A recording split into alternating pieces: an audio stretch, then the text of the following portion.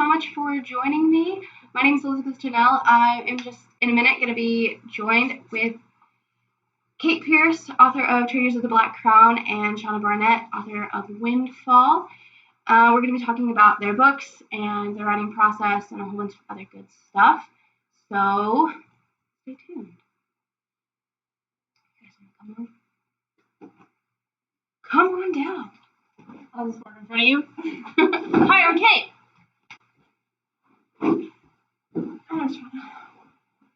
Hi, thanks for watching a couch with no one on it for a few minutes. I got a text a few minutes ago that said, hey, it's a couch with no one on it. Here we are now on this couch. We are now on the couch. Couch talk. Interesting. Okay. Do we want to give anybody a minute to show up before? I think everybody was kind of getting ready to be here already. Me too. I was listening to that great music. It was inspiring. Thought of some new characters based on that song. Of course you did. A robot that doesn't know how to love. Not a new character, and I know it. Nope. No, it's not. So speaking of, what are we going to talk about? Let's talk about some book inspiration. So you seem like mighty motivated. Well, you told me to be ready for this live video at 5. I did. So I had a lot of caffeine. I'm gonna let you go first. What inspired Traders? So I'm gonna assume that people don't know a lot about Traders since it's not out yet. When does it come out? It comes out September 22nd of this year. Oh, thanks. Thanks for reminding me. Yeah. I've forgotten. I might ask you lots of questions like that as we go. Okay. Who wrote that book anyway? I think that was you, actually. Oh, that was me. Yeah, you might have written that. I did write that. Okay, so what inspired me? So I actually started Traders kind of, this is going to be, how long should I talk about this? Several minutes? Yeah, just a few minutes. A few minutes, okay. So when I was in high school, I read Twelfth Night by Shakespeare and watched the adaptation with Helena Bonham Carter, who is hot. Fun fact. And I was like, this doesn't make any sense because she falls in love with a girl dressed up as a boy. If you're not familiar, that's the story. And then ends up with the girl's brother because she fell in love with the girl. And I was like, that's not who you fell in love with. I would hope if I had a brother, no one would be like, John is as good as Cate. It's my imaginary brother. So I started writing a adaptation of Twelfth Night where the girls actually ended up together since they were the ones that fell in love with each other in the first place.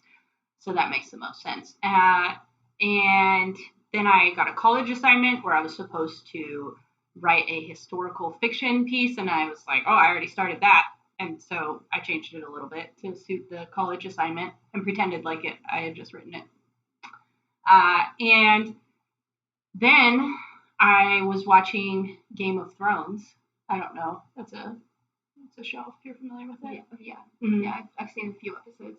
Yeah. And I didn't love the way that women were treated on that show. And I thought, women in fantasy books and series often are pushed aside and not given the respect they deserve.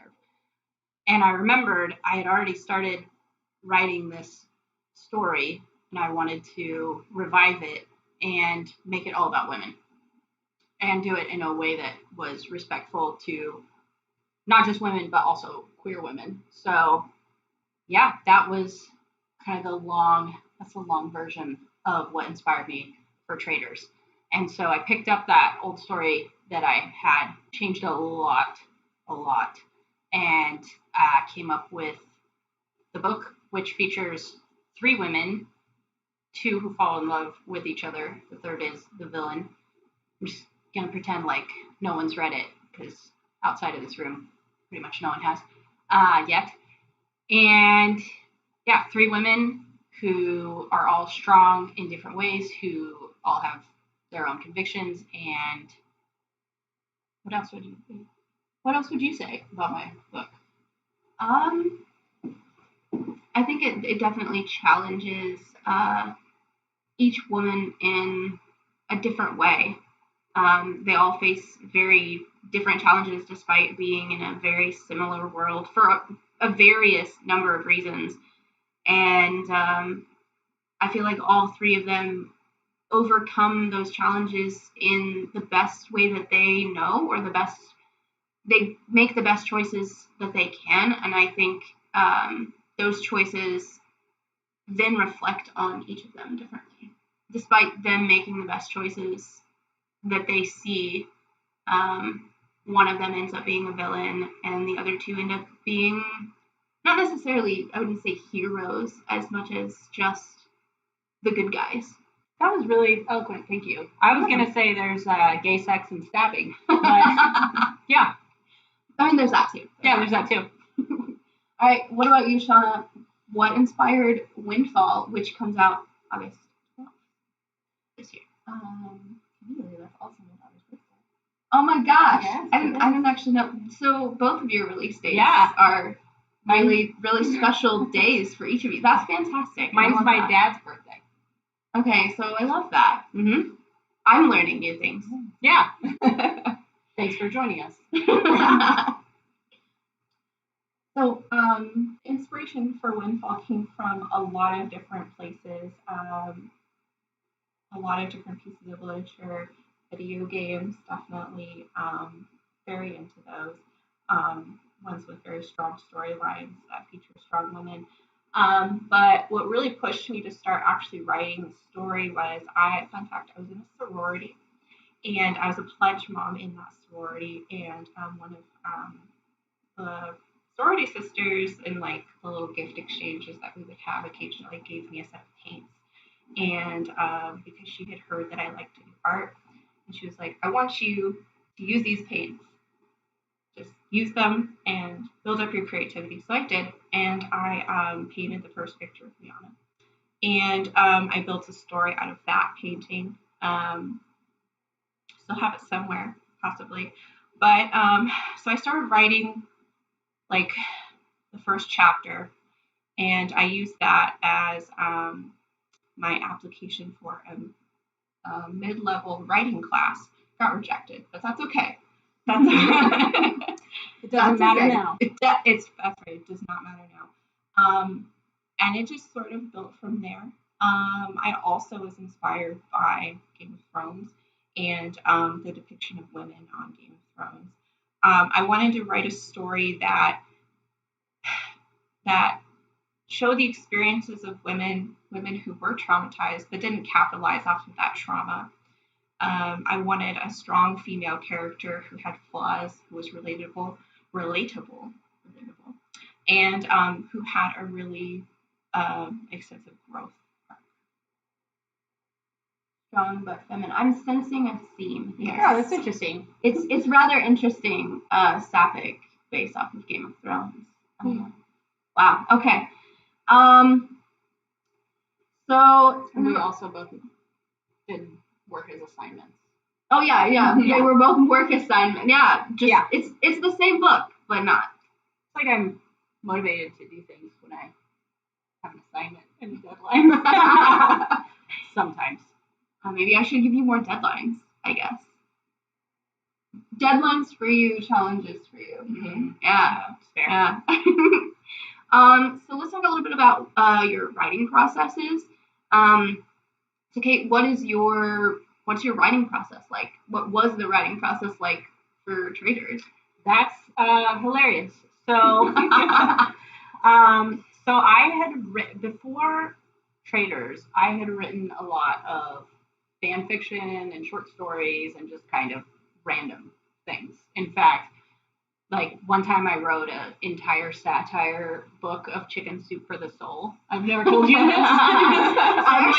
I'm sorry to interrupt you. I had an idea for like a knockoff version of that, but it was also a knockoff version of 50 Shades of Grey, and I was going to call it 50 Shades of Crazy. Oh. And it was going to be just like stories of different people's like mental illness stories.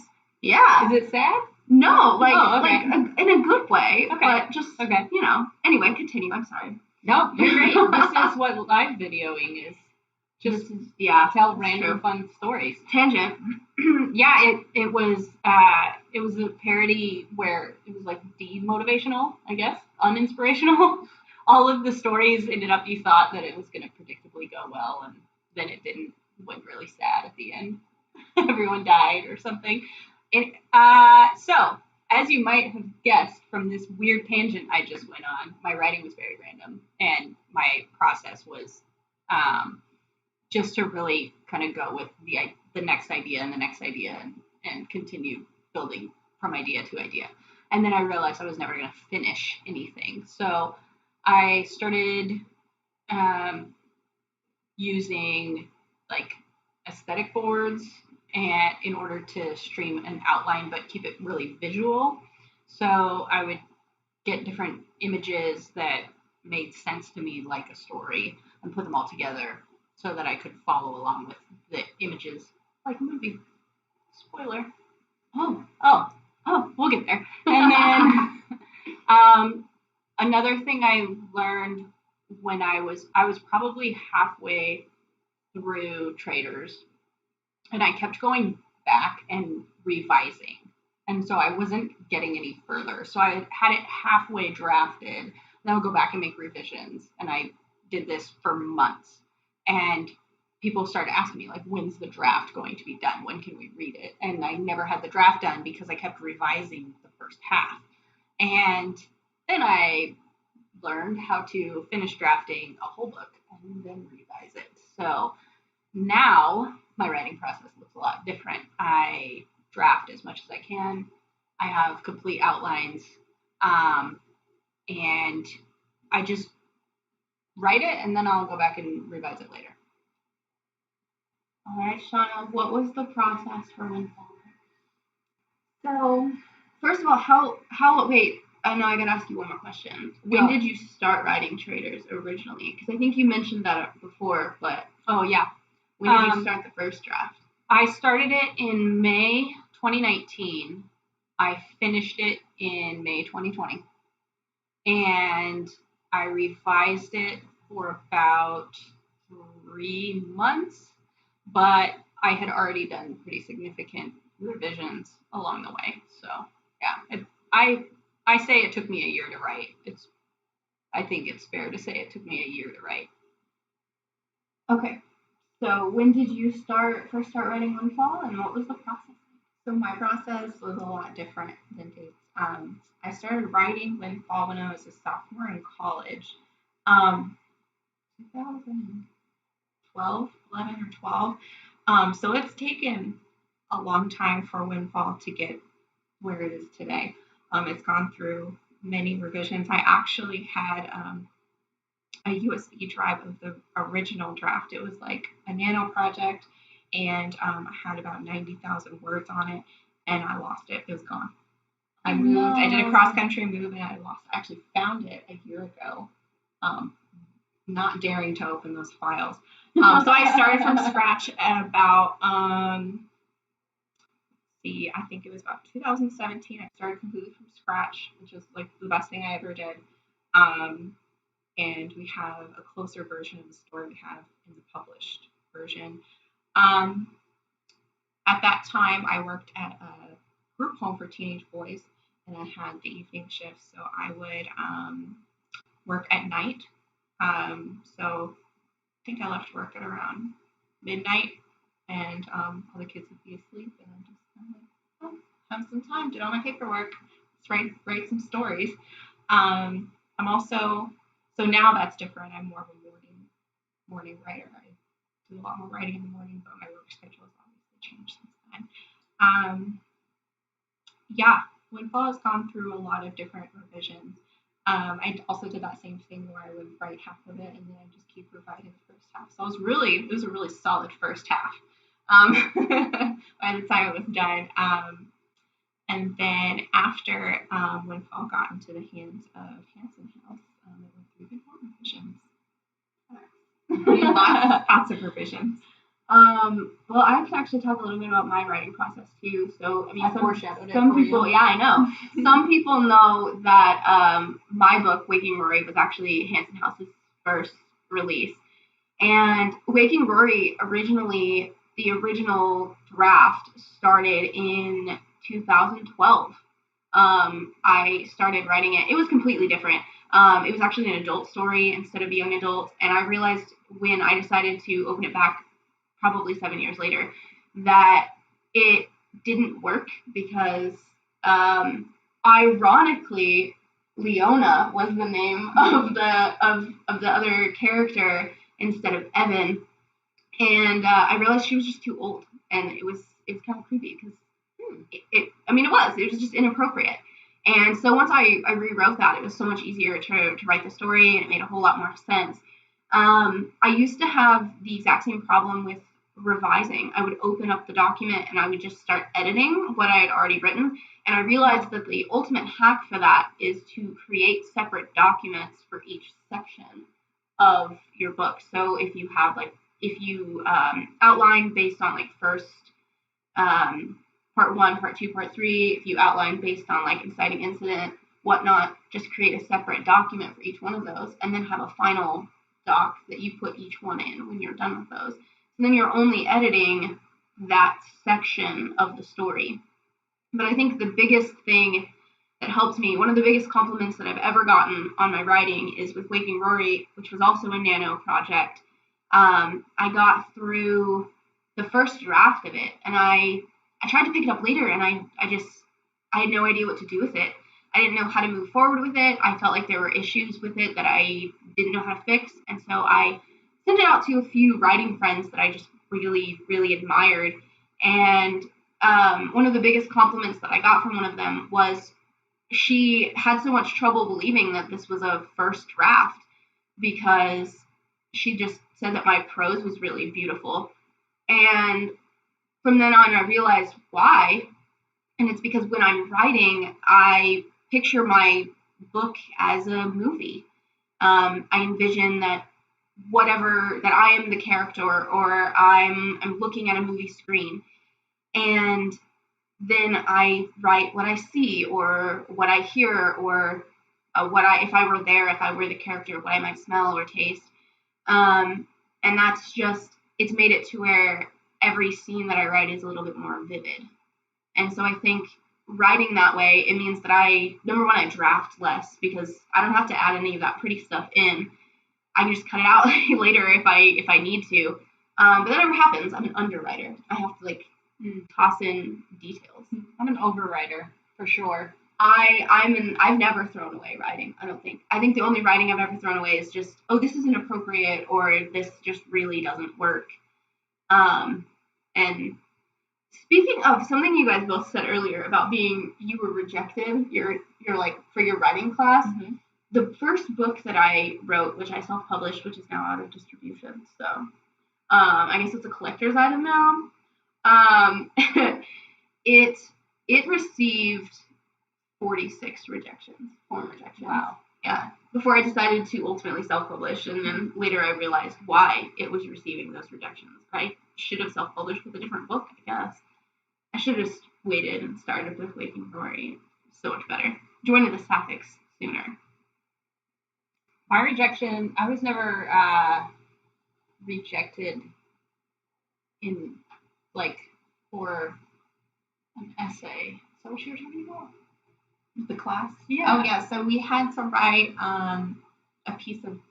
we had to turn in a piece of writing in order to get in the class. And there was no feedback, no explanation as to why. Yeah. How do you grow as a writer? Yeah, so I had to figure it out. And it definitely made me a better writer.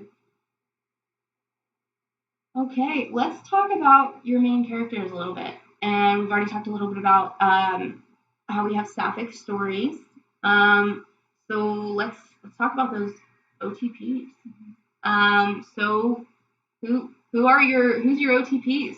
Okay, well, Raina, I already foreshadowed this with talking about, the connection to 12th Night. So for reasons, which you'll find out when you buy and read my book, Reyna has to disguise herself as a male knight, and she falls in love pretty quickly with the Duchess Avon, who she's assigned to protect.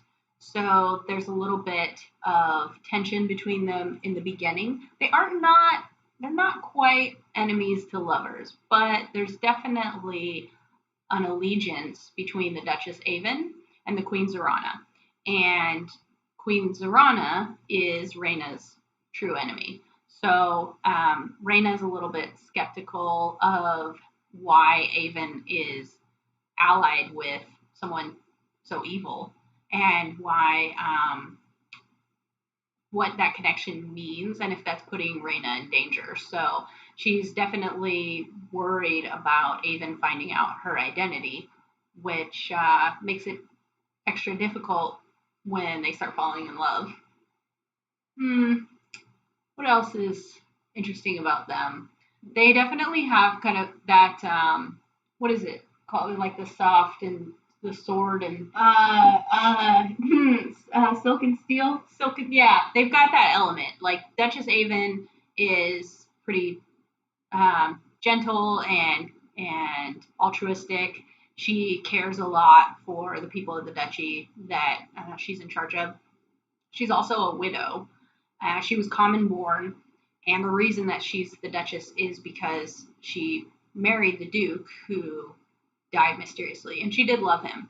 And so, yeah, she's a pretty gentle cinnamon roll character, and Reyna's pretty badass, and is kind of always tripping over herself to protect Avon from everything. What are their personality types? I'll get to that. I'm gonna get to that later. What do you feel are their similarities, and what are their differences, and how does that? Well, I guess you kind of talked a little bit about their similarities and their differences. One being more strong, one being more altruistic. One of the things that was really important to me is that they help each other grow, and I really wanted. I don't want to give any spoilers, but the way that they help each other grow, and the way that Avon is able to change Reyna's mind about some things and help her grow in that way. I agree with that. Yeah, they're good for each other. Oh, they're super good. Yeah, super good. Super healthy. Yeah, like kale. Like kale. All right. Who are your OTPs? Who are they? So the main character of Windfall is Captain Leon Foley, and she is a lost princess, which is interesting because you'd think as a lost princess she'd just kind of hide away and not really put herself out there. So instead she decides to become a pirate, which is super safe and smart and everything. But she has a very strong sense of justice, and she sees the problems in her society left over by her family's reign, and so she wants to help fix them. The city where she lives, the capital, Carowin, is impoverished. There are a lot of societal problems there, mostly just not a lot of help for people who need it. She owns a tavern called the Black Barricade, where she helps these people, more specifically immigrants, survivors of domestic violence or abuse, just anybody who is down on their luck. She'll give a hand out, and she has a whole crew of these people who she's kind of brought into her life. She brings in a lot of strays. It's kind of what she does, and takes care of people. So that's going great at the beginning of the book, until she kind of gets roped into some political things that are happening. There's some whispers of magic. We don't know what's going on. And she is sort of blackmailed into helping to figure out what's going on. And that's where she meets Princess Rian, who is very different, but also has some similarities. So Rian is very sheltered. She has lived in the palace her whole life. She is an actual princess. Her family actually took over after Liana's father was usurped. And so there's a little bit of enemies, lovers thing going on right there. So they meet, and there's some tension, definitely. But they soon find that they're a good team. And so Rian is very quiet. She's very intelligent. She kind of sits back and takes everything in. She's very analytical, which is definitely not how Liana is. Liana is very gutsy. She throws herself in the way of danger to protect other people without thinking about it. And she'll do anything for the people she loves without thinking about it. So would Brian, but it's in a different way. She observes what other people need and people she cares about, and will kind of make her move in that way. And I think she sees that Liana definitely could use some help with things. Yeah. And so a little bit of like a Sylvie. Yeah, Thing going on. Definitely. Yeah, okay, for sure. Mm-hmm. And there's even a little bit of that almost in Waking Rory too. Not quite the same. Because Evan's just like a troublemaker. I wouldn't say she's necessarily like a hero, but I mean, I think maybe a little bit more of a tough. Evan kind of reminded me of Faith from Buffy. Okay, I see that. Yeah. I see that. I didn't really watch a lot of Buffy, but no, I see that. I just watched enough to see Faith. And I watched all the episodes with Faith. I watched all the episodes, but I rewatched the episodes with Faith. But did you maybe talk about how when I submitted to so when I submitted Windfall to Hansen House, that was not the main love interest, right? No, not at all. The first time that I read Windfall, they were gal pals. Or there's no other word for it. They were gal pals, and they were just friends around. Yeah, just palling around. We're such good friends, and I shipped them immediately. Like roommates. Probably, yeah. I shipped them immediately as soon as I started reading the book. As soon as they were both on screen, I was like, oh, this is enemies to lovers. I know exactly where this is going. And then I knew where it was going for the whole book, and then it didn't. And I kind of I hinted at it at first. I was like, this is what I thought was going to happen. I mean, it's good as is, but I kind of let you make that decision. I didn't want to tell you, no, this needs to be Sapphic, but I thought they were really good together. I think just from the very beginning, there was the right amount of tension. There was the right amount of something. So it's more of a slow burn for sure. Yes. Like there's some stuff in Traders, and I think in Windfall it's much more like more of a build. We're building a foundation. We don't have a house yet. Mm-hmm. Yeah, for sure. So I mean, now we could talk about those personality types. What kind of personality types your characters have, and how that helps. It ties totally into your writing process too. Yeah. So you asked earlier, and I brushed you off. You did. Yeah. So one of the things that I wanted to include with my characters are their Myers-Briggs types. I took Myers-Briggs in college, and it was extremely helpful for me. It's something that I've used. I know not everyone agrees with it, but I love it, and I think it really helps me understand myself and understand others. And I think I saw a meme or something. It was some random thing where people were like, oh, what's the Myers-Briggs types of your characters? And I was just like, yeah, I need to do that. And that makes perfect sense because it's something that I really understand. So Raina is a ENTP on the cusp of an ENFP. So she's extroverted, intuitive. She's basically like us. Yeah, kind of it's kind of like in between us. Molded. Yeah.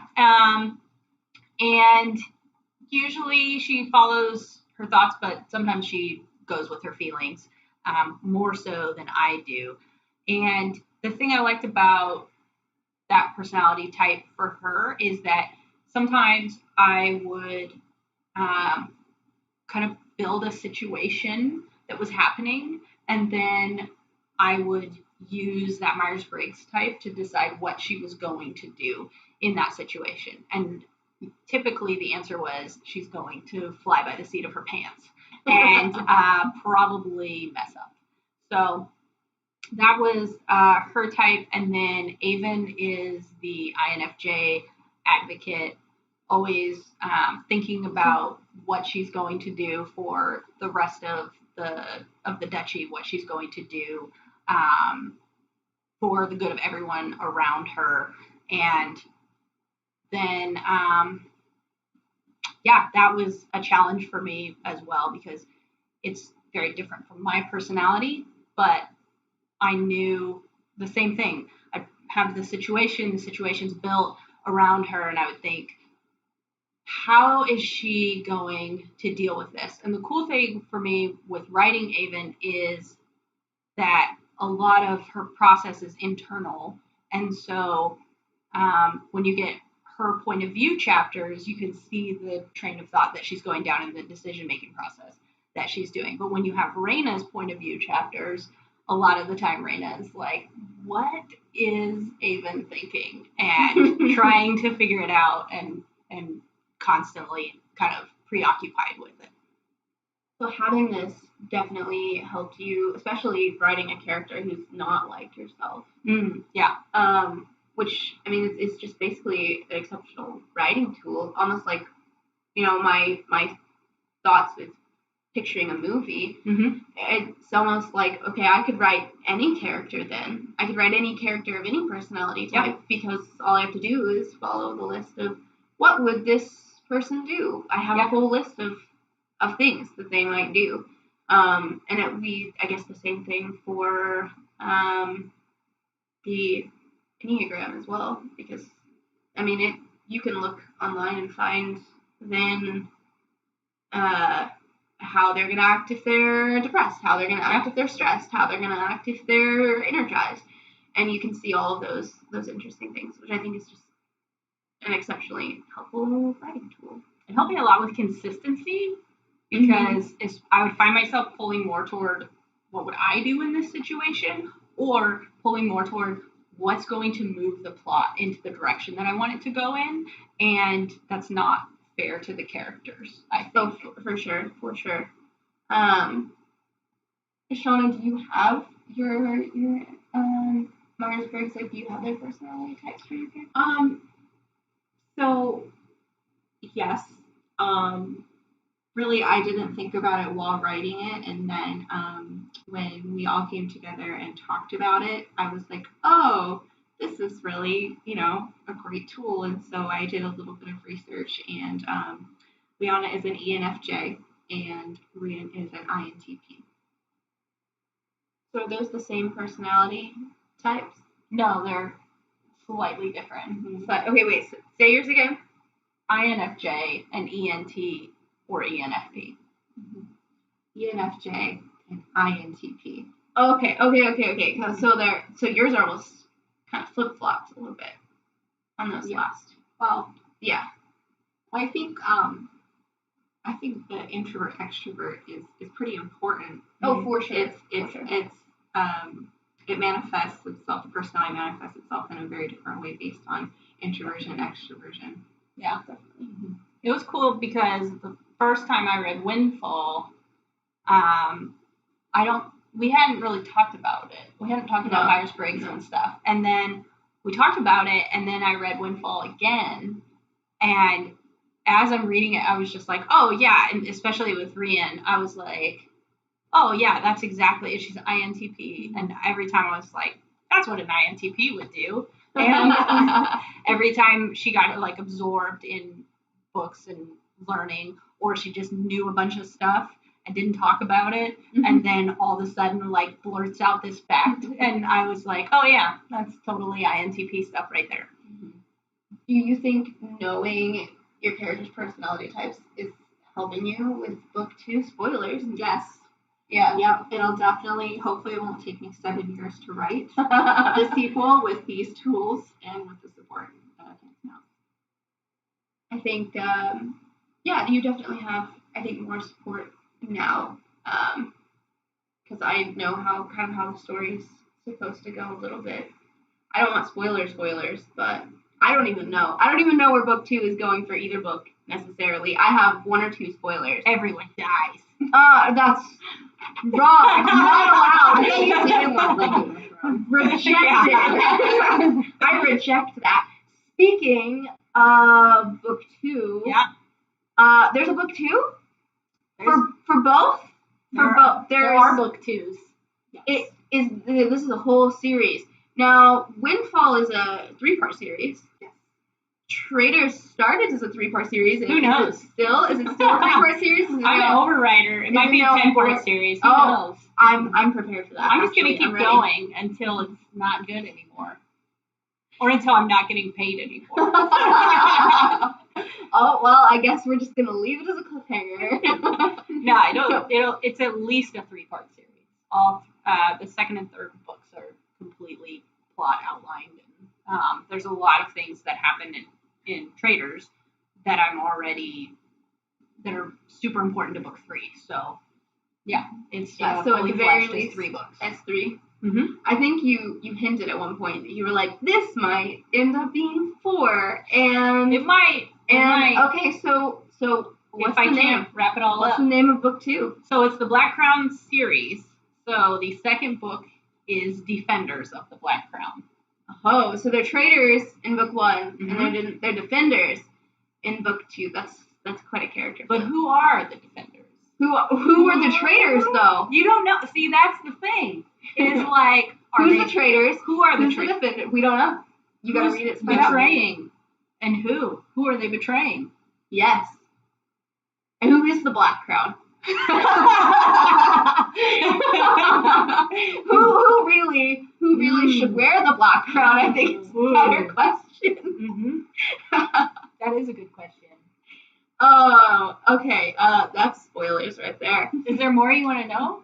No, I'm sorry. I got excited about talking because I was talking. No, you're good. You could talk a little bit more about book 2, but I think you're gonna spoil some things for people who haven't read book 1. I read book 1. I know how it goes, and then I guess maybe some other people might have read it.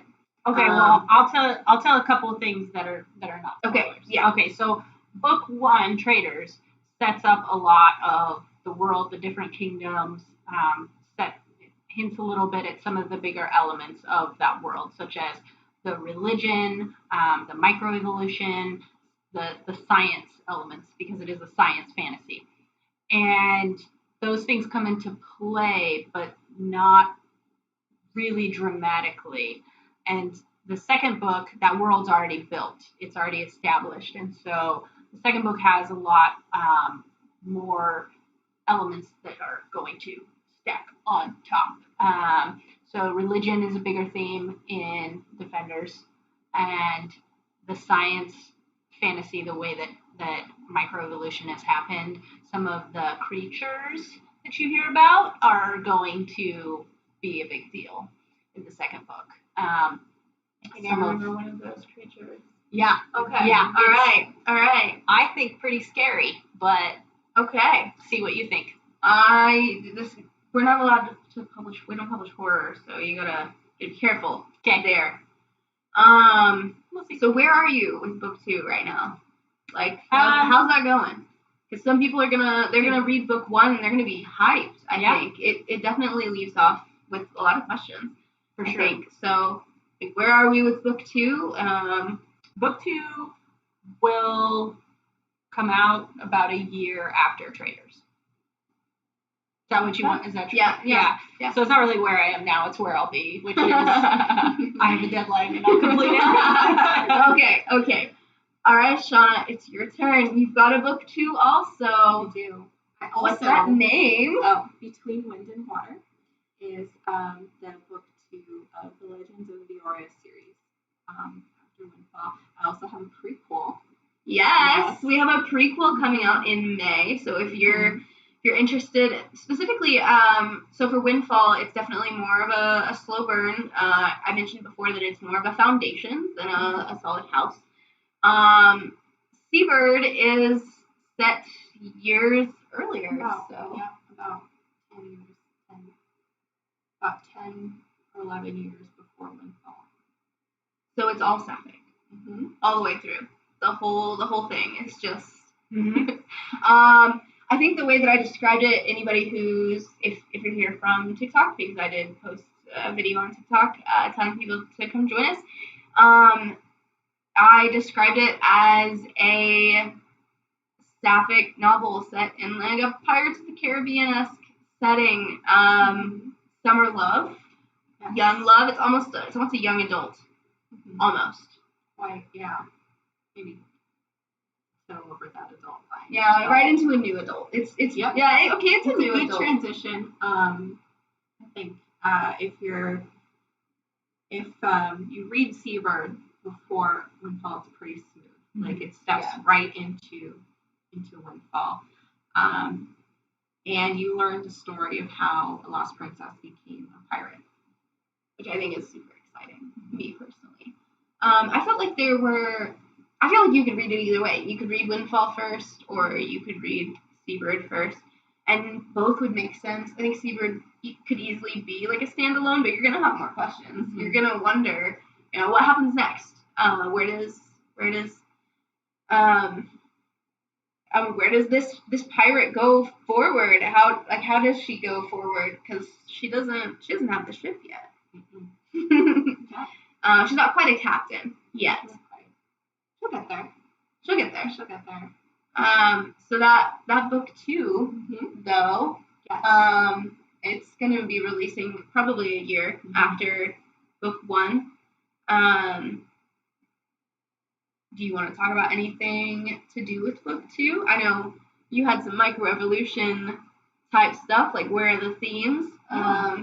So between Wind and Water, it's going to open up the world a lot more. Windfall is that foundation. You learn about Liana, you learn about the crew, you learn about a little bit of the societal challenges. You learn about her family, which is featured a lot in Seabird. And the world opens up in between Wind and Water. You see more of it, and you see the world beyond Carolyn, which is the main country that it's set in. There's more politics. You learn more about the noble families. You learn what happened when Leona's family was usurped, and the history behind that, as well as things that maybe happened about 1,000 years before Leona's time. So a little bit of those Game of Thrones themes. A little bit. Yeah, because Game of Thrones has a little bit of the politics elements. I don't think it's ever. There were some boring times. I feel like you've got some politics elements in Windfall too, for sure. But they're not. I don't think they drag the story in any way. So I have full faith that they won't in Between Wind and Water as well. Well, I don't think so. if I do it right.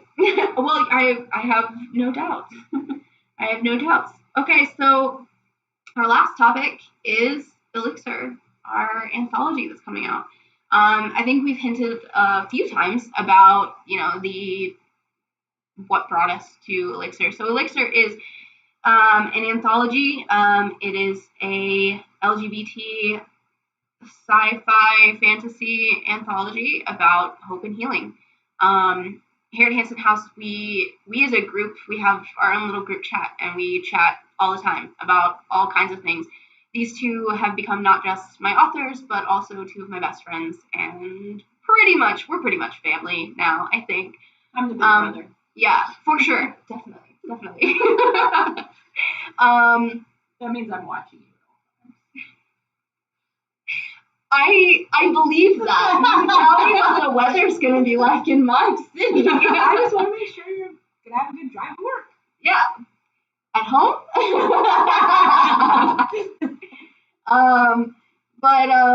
we talk about a whole lot of things, and one of the reoccurring elements that we've talked about, since all three of us are in therapy, we're all really big into health and mental health and taking care of ourselves and growth. So one of the big topics is we've all talked about our traumas and the things that we've been through.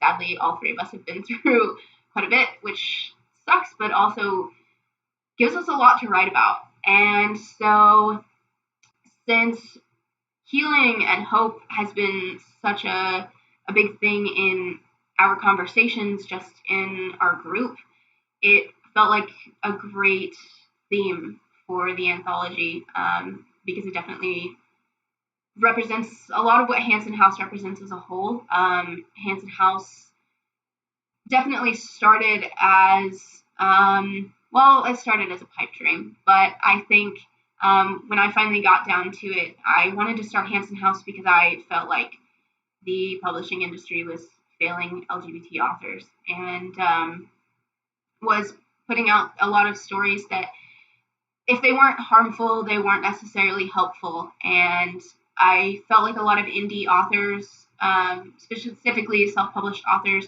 were kind of getting lost because they were jumping on the self-publishing train, and I don't think there's anything wrong with that. I would never bash a self-published author for any reason, but I think some of them felt like they had no other choice, and I wanted to give them choices.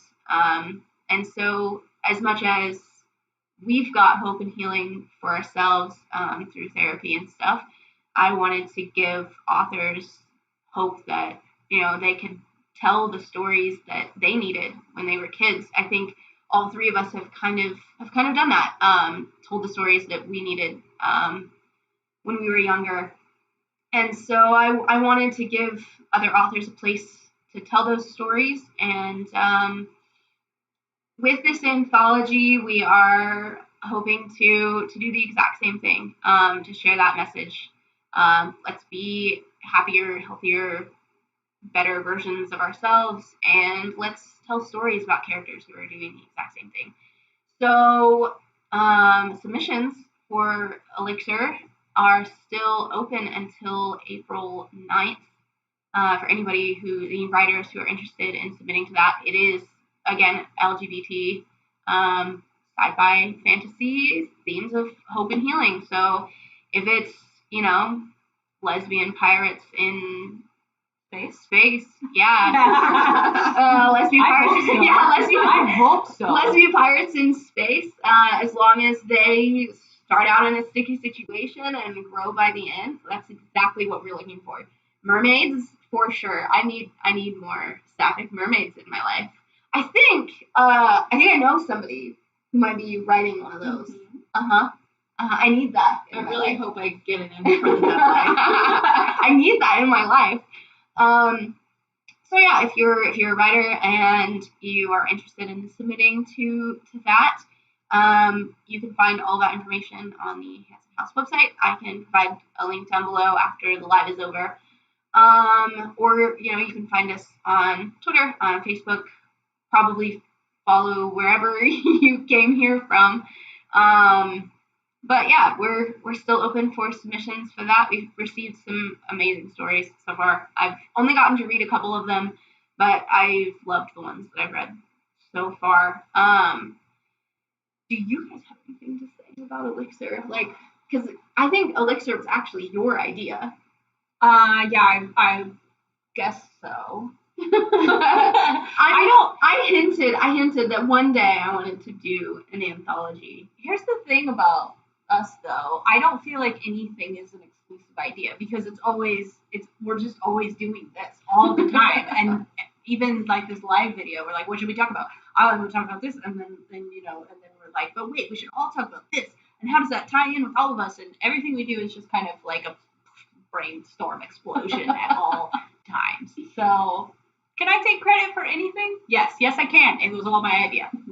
No, I cannot. I think at one point I did hint that I wanted to do an anthology one day, and you said we should. Yes. Well, I always say yes to everything. You are a 7. I'm an Enneagram 7. what I do is, yes, let's do it. And then what's next? Yes. Yes. That sounds terrible. Let's do it. Yeah. We'll have a story to tell, and then we can write about it. Exactly. If it ends up being a horrible mistake. But I mean, do you guys have anything else? I think I just feel obligated to keep going for another 4 seconds. It should be an exact hour. It should be exactly an hour. Oh, we're there. We're there. Okay, I'm gonna turn it off. We gotta say goodbye or something. I know. Okay. Anyway, thank you guys so much for watching our live. This was, well, I mean, we're about halfway through the end of the first annual Hansen House. I made it all the way through without doing any of that. This is the first annual Hansen House Authors Retreat. I hope to do this again. Yes. And as Hansen House we will grows, do this again. Yeah, add to our group. Yes. Add to our group. And then when people come along, we'll tell them, hey, by the way, you're going to this retreat. Here's some of the stuff we're going to do. It's required, sorry. Yes. We're going to do some fun, awesome stuff. It's going to be a great Yes. time. Maybe it'll just become like a genuine convention. Hansen House convention. I would love that. That would be so great. Awesome. I would love to have a convention. Please come to our convention. It'll be happening next year. I'll be signing things super fast. Oh, yeah, signing things. You guys rose to the occasion. Okay, so if you're excited about either of their books, know that this one has a deadline and this one is being challenged. Yeah. Because that's how this works around here, apparently. And yeah. We should talk about the pre-orders. So the pre-orders. Oh, yes, we should. Yes. Limited copies remain of. Should I go grab the things? Go grab the things. Okay, talk about something. I'll grab the things. Okay. So both of their books are available for pre-order until their release dates, August 22nd, August 12th, September 22nd. And so while they are available for pre-order, we have a limited number of these lovely. I'm gonna put it a little closer. Yeah. These lovely. That's from Traders. Aged maps. Yeah, these aged maps. And they come like this. They come in this beautiful wax sealed scroll type thing, and along with that comes a signed autograph plate by one of these lovely ladies, depending on which book you purchase. And so those are limited. We have 250 of those available. So I've sold 249. Hurry up. Can I say that? It's not true. I'm sorry. I mean, I actually don't know how many books you sold right now. I can't say. Pre-order. But if you're excited about either of those books, you'll definitely be excited about their pre-orders, and you'll be excited about the sequels. So we will return at the next retreat for another one of these. Yeah, thank you guys so much for watching. We really appreciate your support.